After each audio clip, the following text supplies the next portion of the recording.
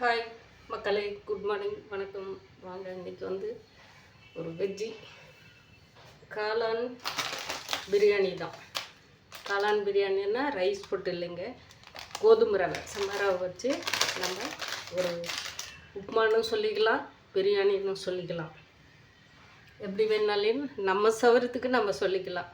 இன்றைக்கி அதுதாங்க செய்ய போகிறேன். அதுக்கு தேவையாக இருக்கிறது ஒரு பாக்கெட் காளான், ஒரு குடமிளகாய், பச்சை மிளகாய் ஒரு 5 நறுக்கி வச்சுருக்கிறேன். ஆனால் வந்து சட்னிக்கு இதுக்கு வந்து தேங்காய் சட்னி போட்டால் சூப்பராக இருக்கும். என்னோடய டேஸ்ட்டு இது தேங்காய் சட்னி தான் இதுக்கு ரொம்ப நல்லாயிருக்கும். அதனால் வந்து பச்சை மிளகாய் சட்னிக்கும் இதுக்கு எடுத்து வச்சுருக்கிறேன்.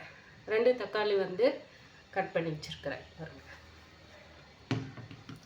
அதே மாதிரி நமக்கு பூண்டு போட்டாலும் நல்லாயிருக்கும். இது பூண்டு போடணும் அவசியமாக. இதுக்கு ஒரு 10 பல்லு நறுக்கி வச்சுருக்கிறேன் பூண்டு. அதே மாதிரி சின்ன வெங்காயமும் பெரிய வெங்காயமும் கட் பண்ணி வச்சுருக்கிறேன், அப்படியே எடுத்து வச்சுருக்கிறேன். 200 கிராம் ரவை, கோதுமை ரவை 200 கிராம். இப்போ லைட்டாக வறுத்துக்கலாங்க, கொஞ்சம் லைட்டாக தேங்காய் நுட்டு வறுத்துக்கலாம். அதுக்கப்புறமா இன்னும் என்னென்ன மானே தேனை பொன்மணியான்னு போடுறதெல்லாம் அப்படியே லைட்டாக பார்த்துக்கலாம். வாங்க வீடியோக்குள்ளே போகலாம்.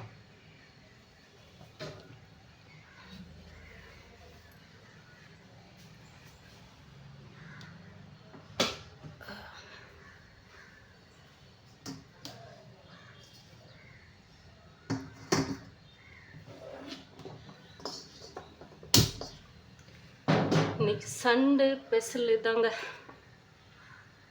நான் கடை கொஞ்சம் நேற்று கொஞ்சோண்டு க்ளீன் பண்ணேன். இன்றைக்கி கொஞ்சம் வீட்டில் இருக்கிற வேலையெல்லாம் போயிட்டு கொஞ்சம் க்ளீன் பண்ணிக்கலாம் அப்படின்னு சொல்லிட்டு ஐடியாவோடு ஓடிட்டு இருக்கேன். பார்க்கலாம் எப்படி மூடு வேலை செய்யுதோ அந்த மாதிரி பண்ணிக்கிறம்ப. நான் செய்கிறது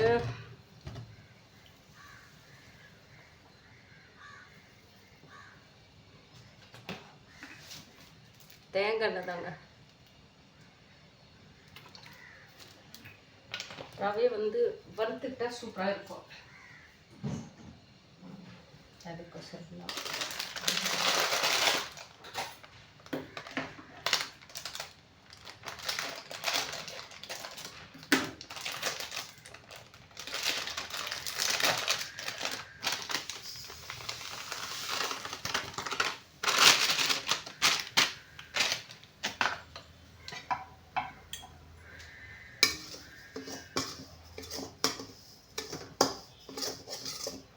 லைட்டாக சூடு ஏறினா ரொம்ப நம்ம வெள்ளை ரவை வந்து வறுக்கிற அளவுக்கு இது வறுக்கணுன்னு அவசியம் இல்லை.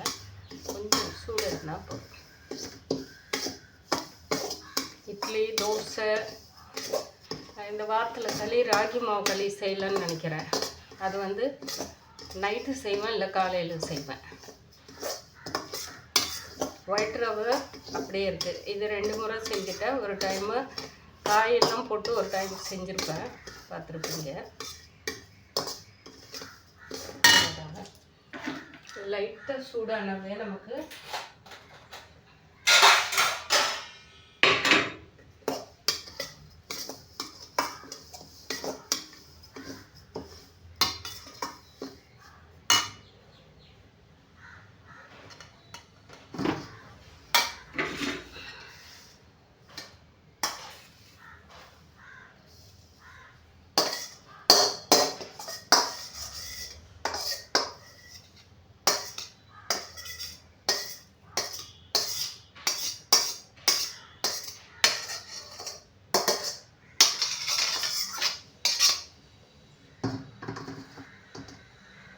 தேங்காயில் செய்கிறதே நமக்கு வந்து ஒரு இதுதான்.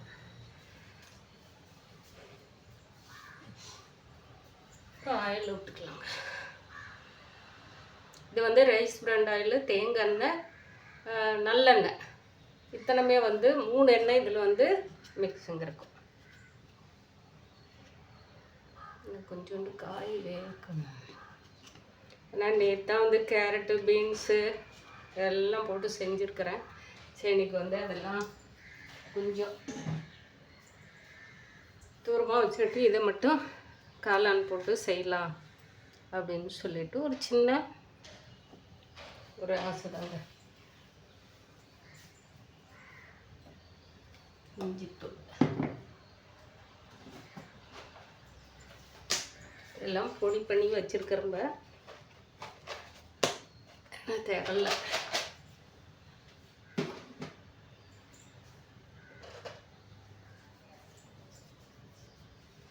எண்ணெய் காஞ்சிருச்சு, பூண்டு போட்டுக்கலாங்க.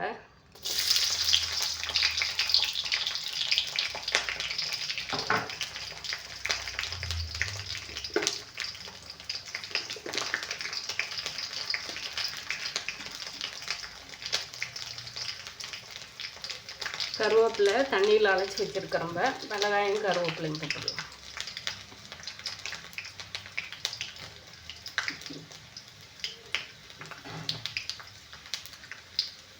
கருவேப்பிலை, பச்சை மிளகாய்,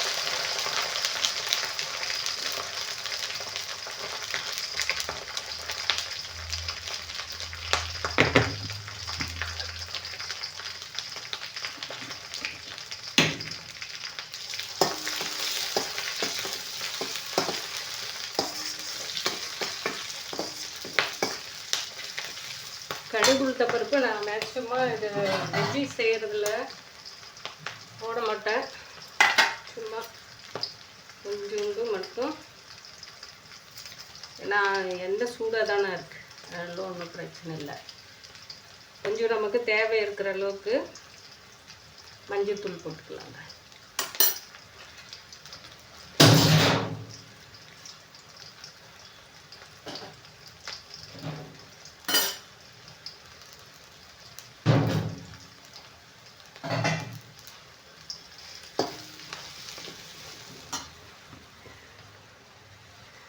வந்து எல்லாமே ஒன்றா போட்டுடலாம். குடமிளகாய்,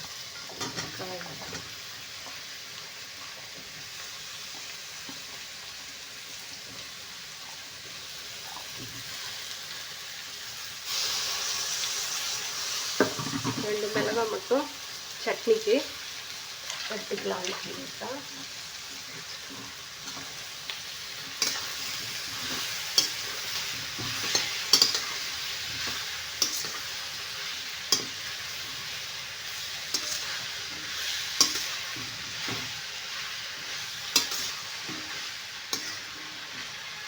கொஞ்சம் இஞ்சி தூளும் இஞ்சி பொடி,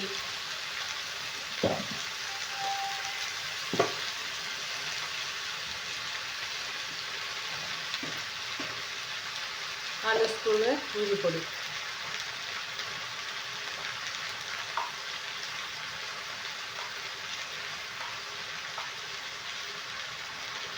மட்டன் மசாலா கொஞ்சோண்டு நம்ம வீட்டில் செஞ்சுட்டு.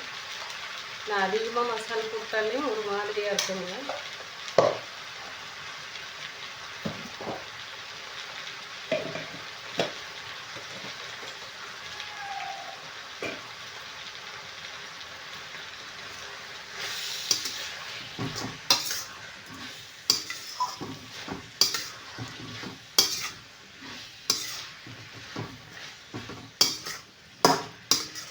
பார்க்கலாம். இன்றைக்கி வந்து பெரிய தப்பு பண்ணிட்டேங்க. சாரி, மன்னிச்சிருங்க. வெங்காயம் போடாமல் விட்டேன், அவ்வளோதான். வெங்காயத்தை வந்து அடியில் போட்டு விட்டு அது எண்ணெயில் கொஞ்சம் வேக விட்டுடலாங்க. கண்ணுக்கு முன்னாடியே இருக்குது. அதாங்க குழப்பத்தில் வேலை செஞ்சால் அப்படி தாங்க இருக்கும். பைத்தியக்காரத்தனமான குழப்பத்தில் வேலை செஞ்சோம்னா அப்படி தான் இருக்கும். தேங்காய் சுரண்டி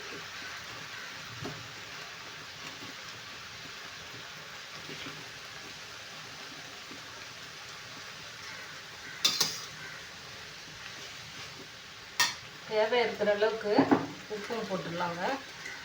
இந்த காய்க்கு இப்போ தேவை இருக்கிற மாதிரி.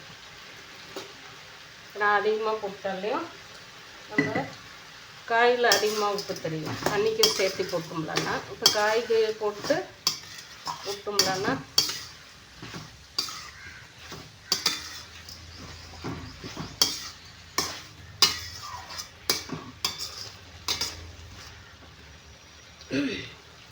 ஃபுல்லாக வேகட்டுங்க.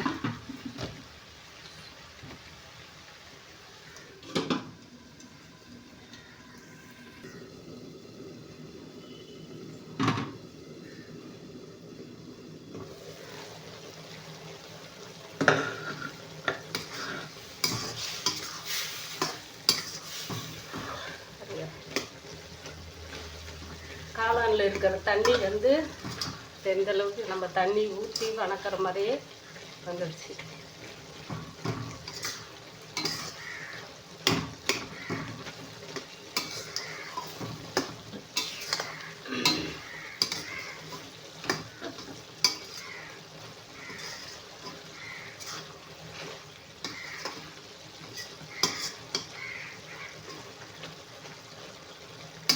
நான் கொஞ்சம் வேகட்டுங்க, அப்புறமா தண்ணி ஊற்றி கொதிக்க வச்சுக்கலாம். காளான் வந்து அந்த மசால் வந்து நல்லா வேகணும், அதுக்கப்புறமா தண்ணி ஊற்றிக்கலாம்.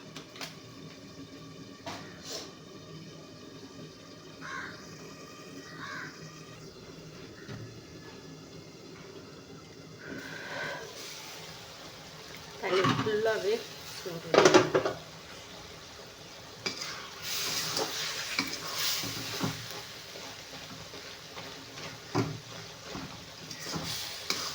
நான் காளான் வந்து அதிகமாக செஞ்சுதான் நீங்கள் பார்த்துருக்க மாட்டீங்க. நான் காளான் செய்ய மாட்டேன் சும்மா.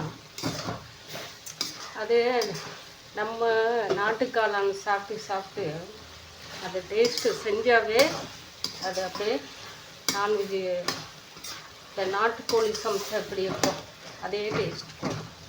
அது ஒரு கீரை வகை அப்படி இருக்கும், கோழி கொண்ட கீரைன்னு சொல்லிட்டு. அது கீரையாக வந்து அது கடைஞ்சாலும் அந்த நாட்டுக்கோழி டேஸ்ட்டே வரும் கீரை. அது எல்லாம் கிராமத்தில் இருக்கிறவங்களுக்கு தெரியும், யாராவது சாப்பிட்ருக்குறாங்க என்னான்னு தெரில. அந்த கீரை அந்த கடைஞ்சி உடனே அந்த மனம் அப்படி இருக்குங்க. அதே மாதிரி தான் காளானும் வந்து அது நம்ம பூமியில் மண்ணில் விளையிற காளானு சாப்பிடும்போதும் அதுவும் அந்த டேஸ்ட் இருக்கும். இது அப்படி இல்லை. அதெல்லாம் இது அதிகமாக வந்து இங்கெல்லாம் எங்கள் பசங்களுக்கோசரம் புரட்டாசி மாதத்தில் வாரம் இது தான் பூரியும் இதுவும் செஞ்சு கொடுத்துருவேன். உருளைக்கிழங்கு போட்டு இது காளான் போட்டு. இப்போ எனக்கு அதிகமாக செய்கிறதுக்கு இது இன்ட்ரெஸ்ட் இருக்காது, சென்னைக்கு செய்யலாம் அப்படின்னு சொல்லிட்டு செஞ்சேன். தண்ணி ஊற்றிக்கலாங்க. 1 டம்ளர் ஊற்றிருக்கிறேன், 3 டம்ளர் ஊற்றிக்கிறேன்.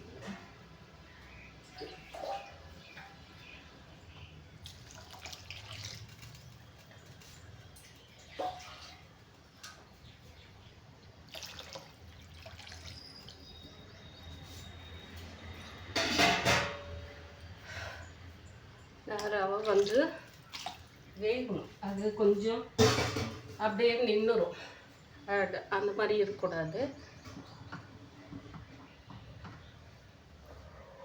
இப்போ வந்து நம்ம இன்னும் கொஞ்சம் உப்பு போட்டுக்கலாம், கல்லுப்பு. ஏன்னா காய்க்கு மட்டும் தானே போட்டுருந்தேன் கல்லுப்பு. நம்ம பாட்டுக்கு ஏதோ ஒன்று பேசிட்டு அள்ளி போட்டுச்சோன்னா அப்படி தான் வரும்.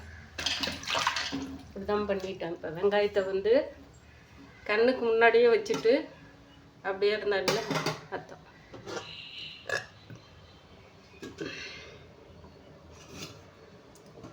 தோசை மாவும் இருக்குங்க. குழம்பு நேற்று வச்சு குழம்பு இருக்குது. சரி இது காலையில் செய்யலாம், அவ்வளோதான். இப்போ செஞ்சுட்டோம்லன்னா இப்போ சாப்பிட்டு அப்படியே வச்சுருவோங்க. கொஞ்சம் கடையில் வேலை இருக்குது, கடைக்கு போயிடுவோம். கடையில் வேலையை கொஞ்சம் பார்த்துட்டு வந்து இன்றைக்கி பார்சல் போட்டு விட்றேன்னு இருக்கிறாங்க. பார்க்கலாம், பார்சல் வந்துச்சுன்னா வாங்கி வச்சுட்டு வந்து கொஞ்சம் வீட்டில் துணியெல்லாம் துவைச்சிட்டு நாளைக்கு போனால் கடையில் வேலை 2 நாளும் வேலை துடைக்கிறது எல்லாம் இருக்குது. அதெல்லாம் எடுத்து கொஞ்சம் ட்ரெஸ்ஸுங்கள்லாம் அடிக்கிட்டு புது ட்ரெஸ் வர்றதெல்லாம் எடுத்து வச்சு போடணும். அதுக்கொசரமாக வெயிட் பண்ணிவிட்டு இருக்குங்க.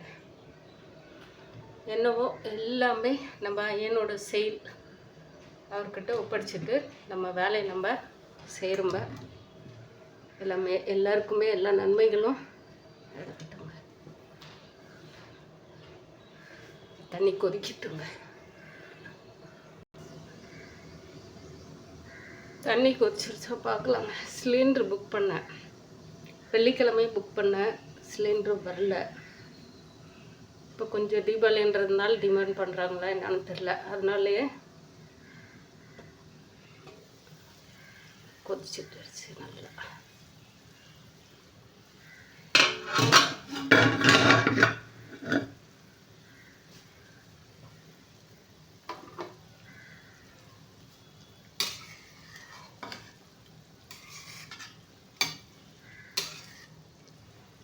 இப்போ கொஞ்சம் நம்ம புதினா, கருவேப்பிலை, கொத்தமல்லி பொடி பண்ணி வச்சுருக்கிறோம் இல்லைங்களா, அது கொஞ்சோண்டு போட்டுக்கலாங்க.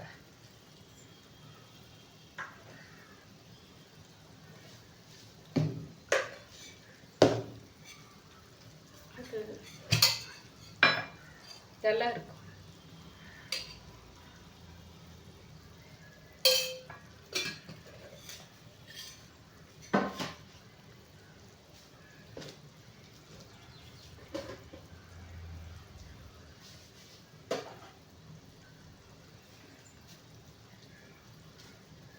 ரவை இப்போ வந்து கொட்டிடலாங்க.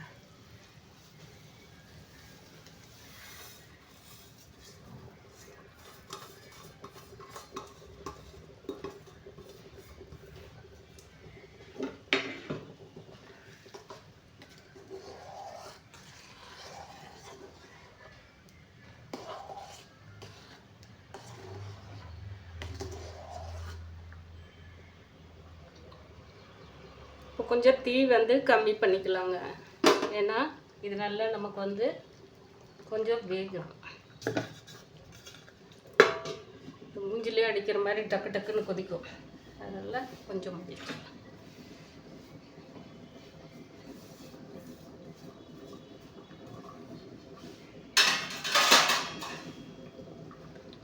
சண்டே ஸ்பெஷல் நம்ம வீட்டில் இதுதாங்க.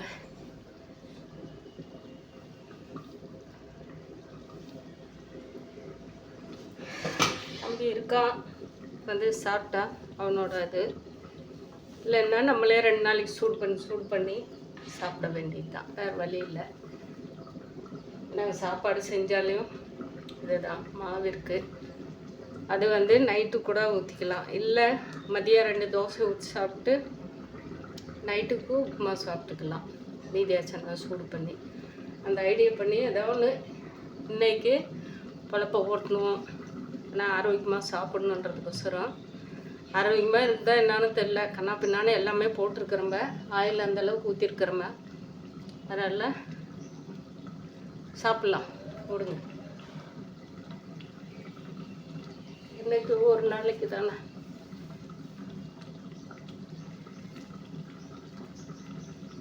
கொதிக்கிறது பாருங்க, டப்பு டப்பு டப்புன்னு.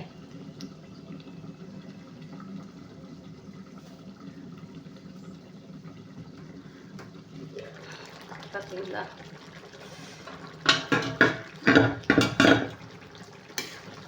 நாங்கள் வந்துச்சுன்னா அடி பிடிச்சிடும், அதுக்கோசரம்.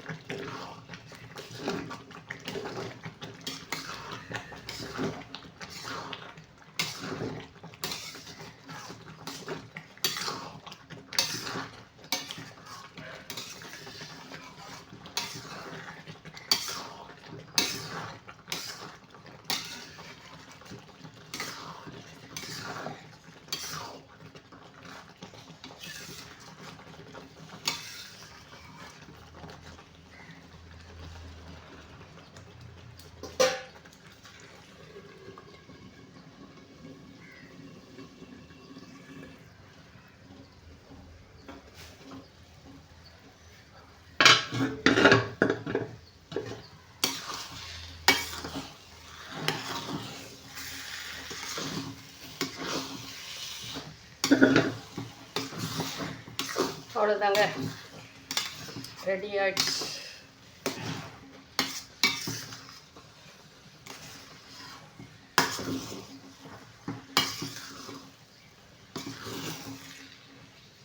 பையன்தான் ஒரு அடி பிடிச்சிட்டா அது ஒரு வாசம் வரும், அதனால் வயிற்று.